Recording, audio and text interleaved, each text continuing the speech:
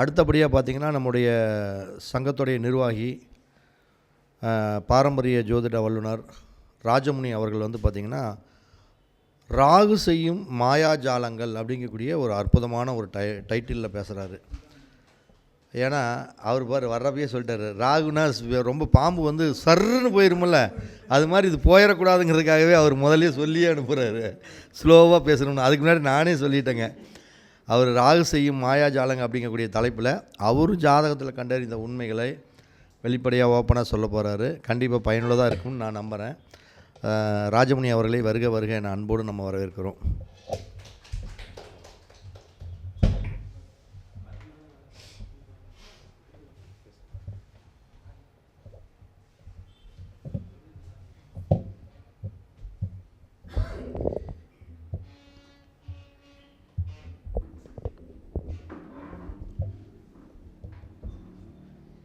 விநாயகப் பெருமானை போற்றி, பூவராகமூர்த்தியை போற்றி, திருச்செந்தூர் முருகப்பெருமானை போற்றி, நவக்கிரகங்களையும் பஞ்சபூதங்களையும் வணங்கி ஜோதிடம் கற்றுக் கொடுத்த எமது இரு குருமார்கள்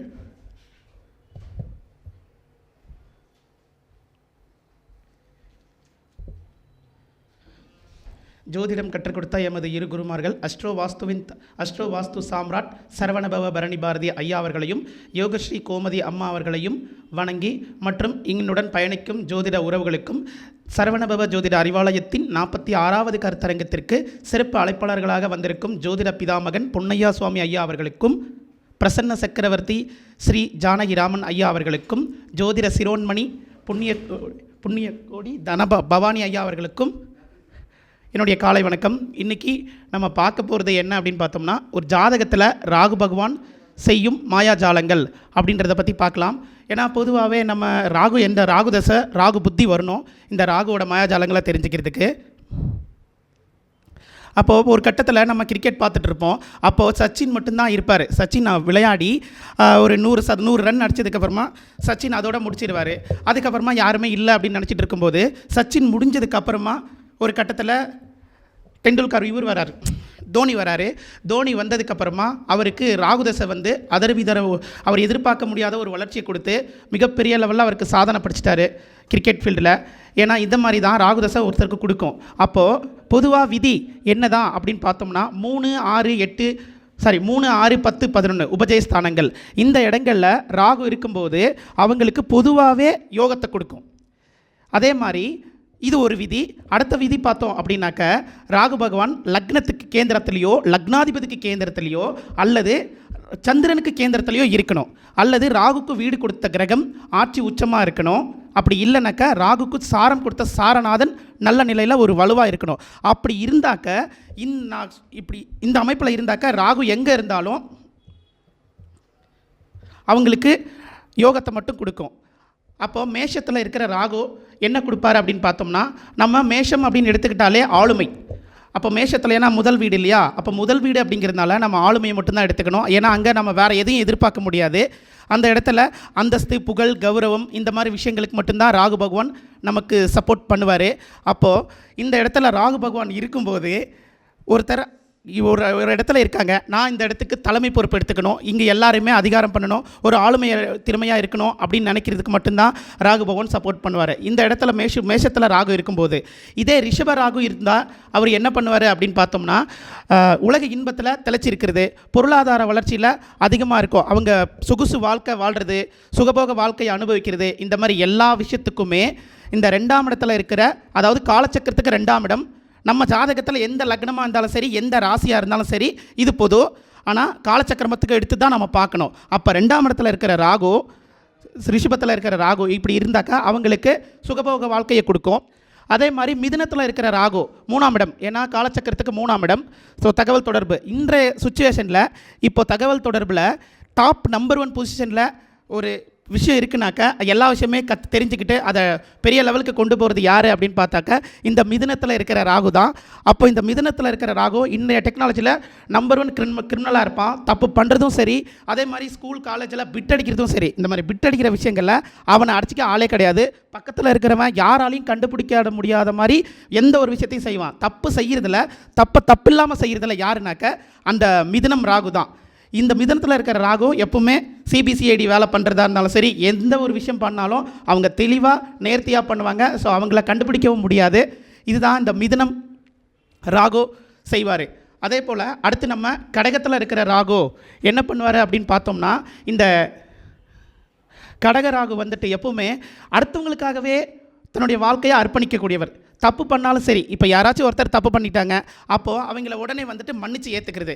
சரி, அவங்ககிட்ட என்ன ப்ளஸ் இருக்குது, ஒருவேளை இவன் தப்பு பண்ணிட்டான், அப்போ இவன்கிட்ட ஏதாவது ஒரு ப்ளஸ் இருக்குன்னா சரி கூட வச்சுக்கோ, நமக்கு பின்னாடி உதவுவான் அப்படின்னு யோசித்து பிற்காலத்தை நினச்சி பயன்படுத்தக்கூடியவர்கள் தான் இந்த கடகத்தில் இருக்கிற ராகு. உதாரணத்துக்கு நம்மளுடைய கருணாநிதியை சொல்லலாம். ஏன்னா அவருடைய ஜாதகத்தில் ராகு கடக ராகு, அதனால தான் அவர் யாரை தப்பு பண்ணாங்க யார் கூட இருந்தாலும் எல்லாருமே அரவணைச்சிக்குவார். ஏன்னா அவங்களுக்கு பின்னாடி கம்பல்சரி சப்போர்ட் பண்ணுவார் அப்படின்றதுனால தான் அவங்கள கூட வச்சுக்குவார். இதுதான் கடக ராகு. இதே போல் அடுத்து சிம்ம ராகு. இந்த சிம்மத்தில் இருக்கிற ராகு இவங்க எந்த மாதிரி இருப்பாங்கன்னா, ஏன்னா காலச்சக்கரத்துக்கு 5ஆம் இடம். அப்போ காலச்சக்கரத்துக்கு 5ஆம் இடம் அப்படின்னாலே பூர்வீக ஸ்தானம். அப்போது தன்னுடைய தந்தையோட தொழில் செய்கிறது, அதுக்கப்புறமா தாத்தாவோட தொழில் செய்கிறது, இந்த மாதிரி 2 விஷயங்களில் எது செஞ்சாலும் அவங்களுக்கு அது பெரிய லெவலில் முன்னேற்றத்தை கொடுக்கும். அவங்க பூர்வீகத்தில் இருக்கிறதும் ரொம்ப ரொம்ப முன்னேற்றத்தை கொடுக்கும். அதே மாதிரி எந்த இடத்துக்கு போனாலும் ஆளுமை அதிகமாக கொடுக்கும். அவங்க இருக்கிற இடத்துல அவங்க தான் ராஜா, வேறு யாருமே இருக்க முடியாது. அதே மாதிரி பேச்சில் அவங்கள அடிச்சிக்க ஆளே இருக்காது. ஏன்னா அவங்க தன்னோட பேச்சில் எல்லாருமே மயக்கி வச்சுருவாங்க. ஏன்னா அரசியலுக்கு மற்ற கிரகங்கள் சூரியனை எந்தளவுக்கு பார்க்குறோமோ, ஏன்னா சூரியன் அரசியலுக்கு ஜெயிக்க வைக்கிறதுக்கு சூரியன் தேவை.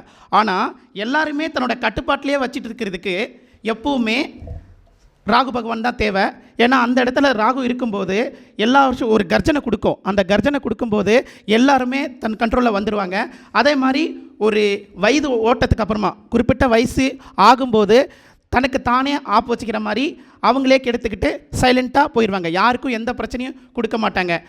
இது சிம்மத்தில் இருக்கிற ராகு. அதே கன்னி ராகு. அடுத்து கன்னி ராகு என்ன பண்ணுவார் அப்படின்னு பார்த்தோம் அப்படின்னாக்க, இந்த கன்னி ராகு தான் ஜெகஜால கில்லாடி. அப்போது எந்த ஒரு விஷயத்திலுமே டாப் நம்பர் 1ல் இருப்பான். இவங்களுக்கு கண்டிப்பாக பூமி யோகம் இருக்கும். அப்போது அதே மாதிரி வாடகை வரும். இவங்களுக்கு வாடகை பணம் வந்துகிட்டே இருக்கும். கன்னி ராகு இருக்கிறவங்களுக்கு இந்த பூமி யோகம் எப்படின்னாக்கா, இவங்களுக்கு ஒரு பூமி அமையணும், ஒரு நீளமான பூமி. உதாரணத்துக்கு சொல்லணும்னா ஒரு ஏக்கரு, அதே மாதிரி அது ரொம்ப நீளமாக இருக்கிற மாதிரி ஒரு பூமி யோகம் அமைஞ்சிருச்சுன்னா அவங்களோட வாழ்க்கை பெரிய லெவலுக்கு அடுத்தடுத்து முன்னேற்றத்தில் தான் நோக்கி போயிட்டுருக்கோம். ஆரம்ப காலத்தில் கஷ்டப்பட்டாலும் போக போக பெரிய லெவலுக்கு வந்துடும். அதே மாதிரி இந்த கன்னி ராகுல அஸ்தத்தில் இருக்கிற ராகு இருந்துச்சுனாக்க, அந்த அஸ்த ராகு இருக்கும்போது சந்திரன் ஆட்சியோ உச்சமோ, அதாவது கடகத்திலேயோ ரிஷபத்திலேயோ சந்திரன் இருந்தாக்க அவங்கள பொறுத்த வரைக்கும் ஒரு சிறந்த சயின்டிஸ்டாவோ, சிறந்த ஒரு அவங்க எந்த தொகுதிக்கு போகிறாங்களோ, அந்த ஃபீல்டில் போகிறாங்களோ, அதில் ஒரு மிகப்பெரிய சிறந்த ஆய்வாளராக வருவாங்க. அதே மாதிரி மெடிசன், இந்த மாதிரி அலோபதி, இந்த ஒரு விஷயங்கள்லையும். அடுத்து துலாம் ராகு. இந்த துலாம் ராகு இருக்கிறது காலச்சக்கரத்துக்கு 7ஆம் இடம். அப்போ இந்த துலாத்தில் இருக்கிற ராகு காலச்சக்கரத்துக்கு 7ஆம் இடத்துல இருக்கிறதுனால இவங்க எப்பவுமே இந்த சுகபோக வாழ்க்கையில் ஒரே நேரத்தில் 4 பொண்ணுங்களை லவ் பண்ணக்கூடியது, அதே மாதிரி எல்லா விஷயத்துலையுமே ஒரே நேரத்தில் 4 விஷயங்களை பண்ணுறதும் இவங்க தான்.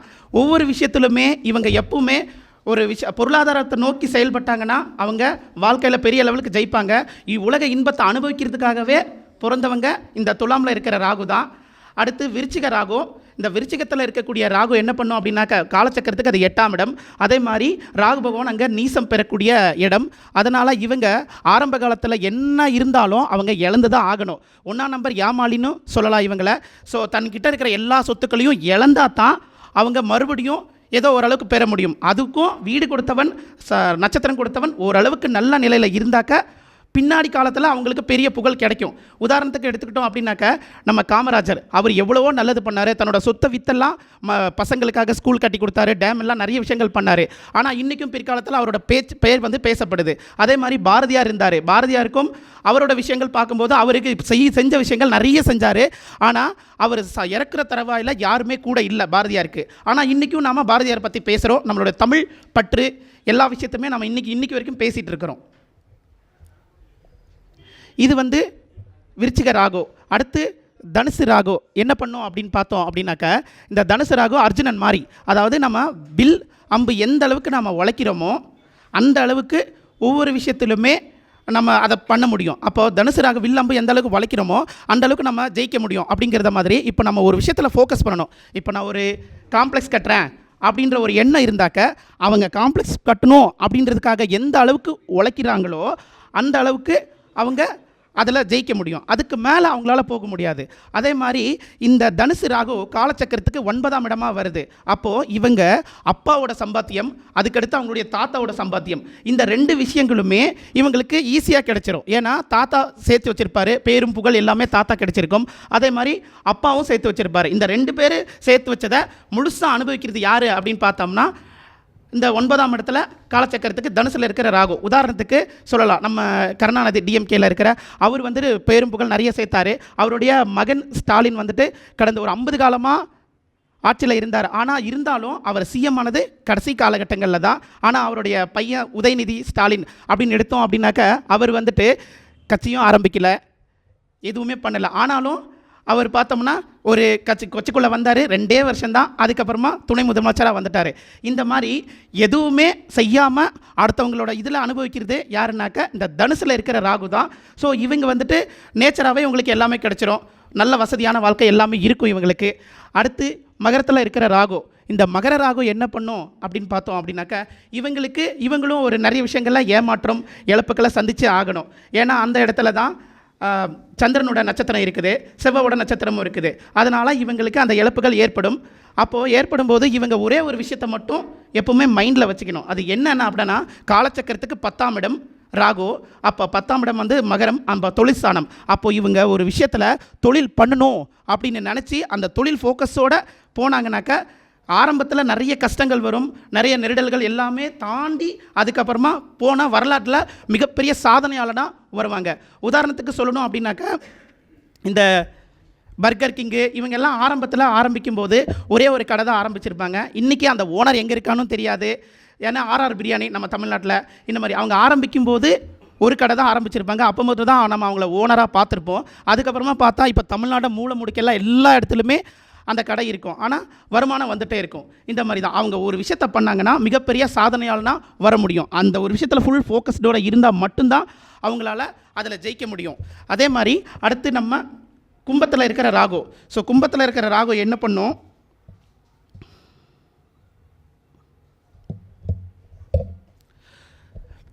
ஏன்னா கும்பத்தில் வந்துட்டு பானை இருக்கிற மாதிரி, ஆனால் பானையில் ஒன்றுமே இல்லாத மாதிரி தான். ஆனால் அந்த இடத்துல எந்த கிரகம் சேருதோ அந்த கிரகத்துடைய ஆதிக்கம் ஆளுமை அதிகமாக இருக்கும்.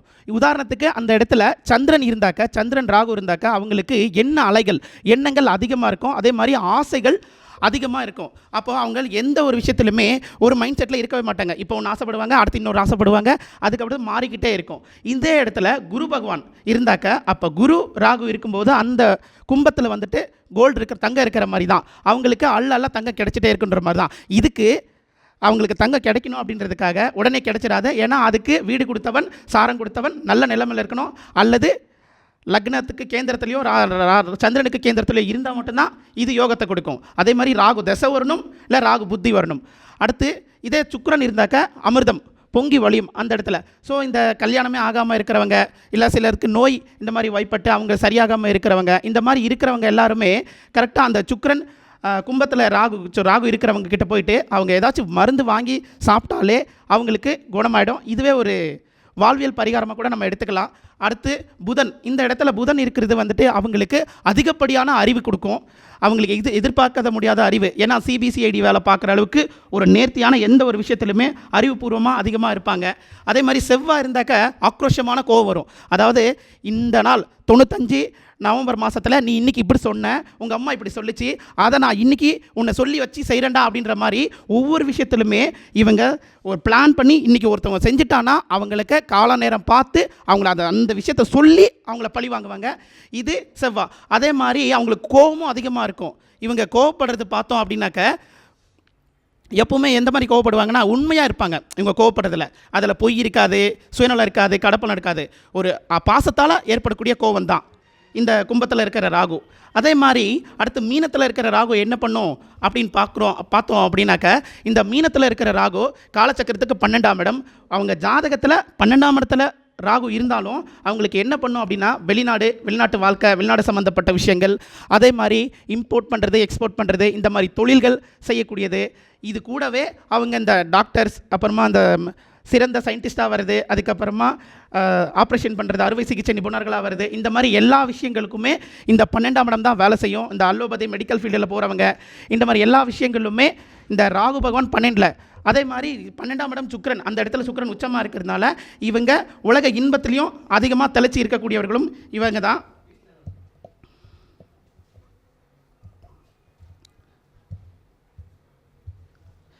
அதே மாதிரி ராகு வேறு எந்த, அதாவது மேஷத்துலேருந்து 12 மீனத்து வரைக்கும் இது வேறு எந்த இடத்துல ராகுவோட எந்த கிரகம் சேர்ந்தாலும் அது என்ன மாதிரி இருக்கும் அப்படின்னு பார்த்தோம்னாக்க, அப்போ சந்திரன் ராகு சேர்ந்தா, அதாவது இந்த கும்பத்தை தவிர்த்து வேறு எந்த இடத்துல சந்திரன் ராகு சேர்ந்தாலும் அவங்க இந்த உலகத்திலே யாருமே பண்ண முடியாத ஒரு விஷயம்.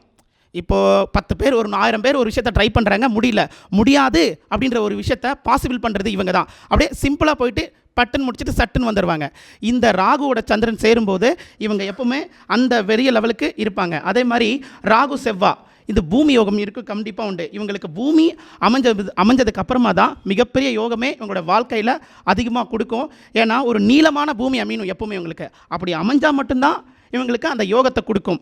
அடுத்து புதன் ராகு. இந்த புதன் ராகு என்ன பண்ணுனாக்க நாரதன் ப்ளஸ் விஷ்ணு பகவான் மாதிரி தான். ஏன்னா ஆக்குறதும் இவங்க தான், அழிக்கிறதும் இவங்க தான். ஏன்னா ஒரு விஷயத்தை எந்த அளவுக்கு கொண்டு போகணுமோ அந்த அளவுக்கு கொண்டு போயிடுவாங்க. அதே வேலை இவங்களுக்கு பிடிக்கலையா மொத்தத்தையும் கவுத்து விட்டு போயிட்டே இருப்பாங்க. எவனுக்கு என்ன போச்சு அப்படின்ற மாதிரி தான் இந்த ராகு புதன் இருக்கும். அதே மாதிரி அவங்கள நம்பிக்கைக்காக எந்த அளவுக்கு வேணாலும் இறங்கி செய்வாங்க.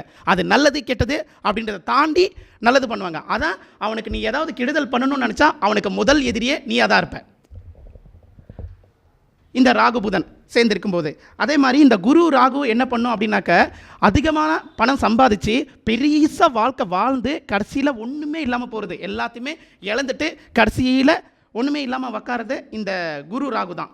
இந்த குரு ராகு சேர்க்கை இருக்கிறவங்க அதிகமாக சம்பாதிச்சு பேரும் புகழுக்காக ஆசைப்பட்டு கடைசியில் எதுவுமே இல்லாமல் இழந்துருவாங்க.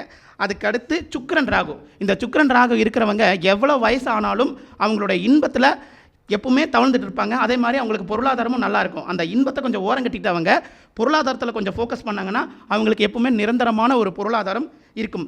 அதே மாதிரி சனி ராகு இவங்களை பார்த்தோம் அப்படின்னு எடுத்துக்கிட்டோம் அப்படின்னாக்க, இவங்களுக்கு இந்த பழைய சோறு மாதிரி தான். எதுக்கு பிறந்தோன்னும் தெரியாது, எதுக்கு வாழ்கிறோன்னும் தெரியாது.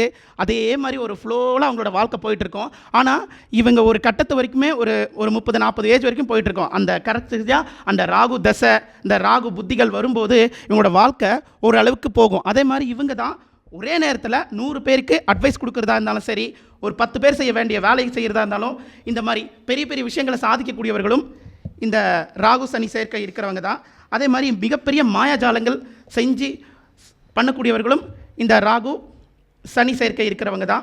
அதே மாதிரி இந்த உலகத்திலேயே மொத்தத்தில் அதிகமாக ஒரு கிரகம் வலிமையாக இருக்குது அப்படின்னு எடுத்துக்கிட்டோம் அப்படின்னாக்க அது நம்ம ராகு பகவான் தான். ஏன்னா உலகத்தில் இந்த இன்ப மயத்தில் கொடுக்கக்கூடியது எல்லாரையும் அனுபவிக்க வைக்கிறதே ராகு பகவான் தான். அதே கேது பகவான் அவரை விட வலிமையானவர். ஆனால் அவரை பொறுத்த வரைக்கும் எந்த ஒரு விஷயத்துக்குமே பற்றற்றவர். அதாவது நாம் இந்த உலகத்தில் எதுக்கு பிறந்திருக்கோம் அப்படின்னு எடுத்துக்கிட்டோம் அப்படின்னாக்க, கேது பகவான் நம்ம ஜாதகத்தில் எந்த இடத்துல இருக்கோ அந்த பாவத்துடைய கடமை செய்யத்தான் நாம் இந்த ஜென்மத்தில் பெறப்படுத்திருக்கோம். அதே மாதிரி ராகு பகவான் எந்த இடத்துல எந்த பாவத்தில் இருக்குதோ அந்த பாவத்துடைய ஆசைகளை அனுபவிக்கிறதுக்காக தான் நாம் இந்த பெறப்படுத்திருக்கோம். ஏன்னா இது அணுவணுவாக அனுபவிக்கிறதுக்காகவும் இந்த கேது பகவான் இருக்கிறத நம்ம கடமையை செய்கிறதுக்காகவும் தான் நாம் பெறப்படுத்திருக்கோம். இதை நம்ம சரியாக ஃபாலோ பண்ணி செஞ்சோம் அப்படின்னாக்கா இவங்களுக்கு 100% இந்த ராகு பகவான் அப்படின்னு சொல்லக்கூடியவர் யோகத்தை கொடுத்தே தீர்வார். அதே மாதிரி எடுத்துக்கிட்டோம் அப்படின்னா இந்த கிரக சேர்க்கைகள் அப்படின்னு இருக்கிறப்போ அந்த ராகுவுக்கும் நம்ம ஒரு கிரகம் சேருது இல்லையா, அப்போ ராகுவோட ஒரு சூரியன் கிரகம் சேர்ந்துச்சுனாக்கா அவங்க 10 டிகிரிக்கு உள்ளே இருந்தாக்கா அது யோகமே கிடையாது. குறைஞ்சது 10 டிகிரிக்கு வெளியில் இருக்கணும். அப்போ இந்த பக்கம் இப்படி பார்க்கும்போது ஒரு 10 டிகிரி டிஸ்டன்ஸ் இருந்தால் மட்டும்தான் அது மிகப்பெரிய யோகமாக வேலை செய்யும். அதாவது ராகுவோட எந்த கிரகம் சேருதோ அந்த கிரகம் ஒரு 10 டிகிரிக்கு மேலே இருக்கணும். 10 டிகிரிக்கு உள்ளே இருந்தாக்கா அந்த யோகம் அவங்களுக்கு வேலை செய்யாமல் போயிடும். அதுவே அவங்களுக்கு சாரநாதன் இல்லை வீடு கொடுத்த வீடுநாதன் இவங்க 2 பேரும் நல்ல நிலைமையில் இருந்தாலும் மிக பெருசாக யோகத்தை கொடுக்காது. ஏன்னா அவங்களுக்கு அந்த டிகிரின்றது ஒரு 10 டிகிரிக்கு கொஞ்சம் தள்ளி இருந்தால் மட்டும்தான் அவங்க மிகப்பெரிய யோகத்தை அனுபவிக்க முடியும். அதுக்கு தகுந்த மாதிரி தசாபதிகள் வரும்போது இந்த உலகத்திலேயே யாருமே எதிர்பார்க்காத ஒரு சாதனையாளர்களாக வருதும் அவங்க தான், இந்த உலகத்தில் அழிக்கக்கூடிய சக்தியாக மாறுதும் எதிராளிகளாக மாறுதும் அவங்க தான். ஸோ வாய்ப்பு கொடுத்த எமது குருநாதருக்கும் இந்த பிரபஞ்ச பயிராற்றலுக்கும் நன்றிகள்.